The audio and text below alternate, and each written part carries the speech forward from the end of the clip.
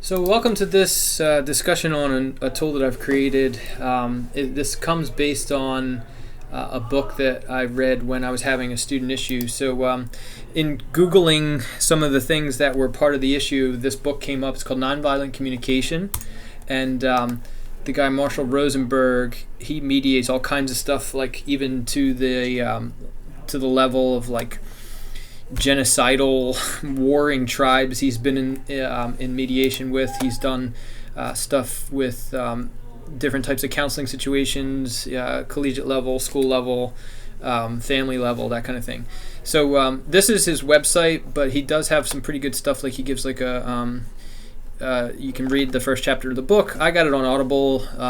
It was a lot of stories, but really what boils out of it is this communication. I'm going to call it an equation, but plugging in the parts of speech that you need. So the NVC model, the nonviolent communication model, is being able to listen and express observations, feelings, needs, and requests. So what I've done is I've basically taken what he's got on his website and turned it into a spreadsheet. Like I use Google spreadsheets for everything, and my kids crack up because I turn everything into a spreadsheet. But if you look in here, there's a feelings inventory. So all of this is kind of labeling what you're feeling when your needs are being satisfied or not satisfied, and the underlying needs. So he kind of has a pretty good word list to pick from, and it gets you thinking as like, well, what's really the root of the problem that we're having here? So I'm just going to use an example that I put together with a student and offer the spreadsheet. If you want to file, make a copy. So file, make a copy of it. We'll give you it in your Google Drive, and then you can use it however you want to use it. I like to highlight things and use the certain fields that I left. These are blank in the spreadsheet, but I have them here as filled in. So a couple of different notes here. So this is the equation that I was just talking about. There's this little caret, this like black triangle at the top of some of these fields. I have it in the feeling, where is it? Yes, note. So there's a couple times where I use it if I wanted to note something there, but basically you're building a sentence. So this NVC process, nonviolent communication process, when you're clarifying your needs or listening to somebody and trying to clarify the needs that you're hearing, it goes like this. When I see or hear, I feel because I need or value. And then the last thing he says to kind of like start bringing the points together, like, how can I help? So what's the request being made then? So after thinking about this, I kind of took from my perspective for basically, I've used this with full classes, with certain students. It's starting to come up over and over again. Like I built it a couple days back, and I'm kind of using it all the time now with certain situations. So I kind of built out it's almost like my ethos as a teacher. So what I did was I went through and I said, well, what do I need? So I started highlighting stuff. Communication, consistency, presence. I highly value challenge, and growth was the number one thing. This is blue, and I'll get to that later. But this would be my number one green. And then, all of this stuff too. Harmony, the ability to connect and to grow, really, is what it came down to. And I guess when that's not happening, I get confused and disconnected. And the other stuff is what I was seeing in the student I'm going to talk about in a second. And then this section here, when needs are satisfied, I'm feeling fulfilled, really, is what it comes down to. And, kind of secure, moving ahead, confident.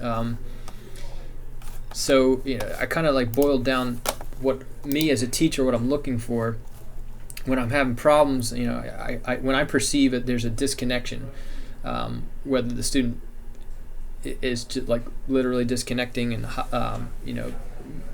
not coming to the table, whether it's a situation that I'm not able to help with, or in certain situations, they say one thing and then they're doing the other. So there's a disconnect, and I spelled that wrong. Be with you in a minute.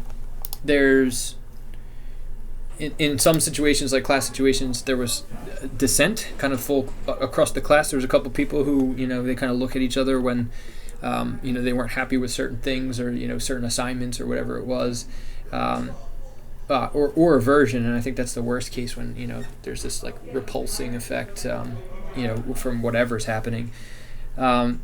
I feel disconnected and confused, but like immediately I'm looking to try to solve that problem. So like sympathetic, open, optimistic.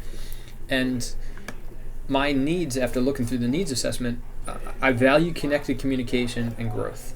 So ultimately it boils down to growth. We're all looking for growth, I think. So my request to my students that's really been working after I explain this whole thing is, would you be willing to talk to me about the work that you value daily? So in here, we're talking about producing segments or some kind of art. There's high intrinsic value in the stuff that we do. So disconnect at that level, it doesn't really happen. Everybody's pretty connected, but there's a disconnection when there's other stuff going on. So I like to talk about the other stuff and try to get that out of the way and back to connected learning and growth. So I wanted to model this specific situation. It looks like this. So when you're faced with a new situation, there was a student of mine who, expressed to me in kind of a side conversation that didn't really start in this manner. We were talking about classwork, but they expressed that they wanted to be part of the club, but they felt so anxious about coming that they wanted to wait until even next year. So that's this part down here.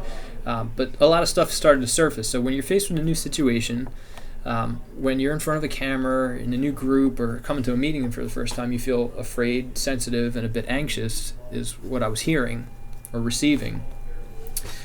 Because you need safety and belonging to feel comfortable with creating and ultimately value growth. So we did discuss, and I told her that I'm valuing growth, and that was what she said she was valuing. And then would you like me to initiate the conversation daily so that you didn't have to do it, and then introduce you to students that I know who are trustworthy, safe, and creative at the club. So this all came about after thinking through, like after we had the conversation, all the things that were expressed. So I was like, well, what are the needs here? And a lot of it was like safety. So physical well-being, safety, connection, safety, trust. But this is a really sharp student who's very creative and has like really good work. So, there was growth that was expressed, and I see that they value learning and purpose, and I'm guessing on a couple of these here. And then thinking through words we use when we want to express a combination of emotional states and physical sensations. It's not exhaustive or definitive, it just helps. Two parts of the list: feelings we have when our needs are being met, and feelings we may have when our needs are not being met. So this is the not being met.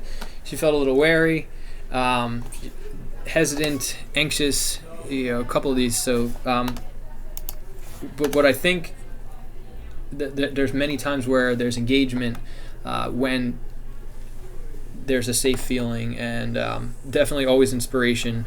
But I think there's got to be trust and comfort before we get there. So this is what we discussed, and what I end up doing is bring up the sheet and we talk about it together. And ultimately, these requests start turning into change and moving ahead. So it's worked in the class level, it's worked down at the student level. I figured I would share it.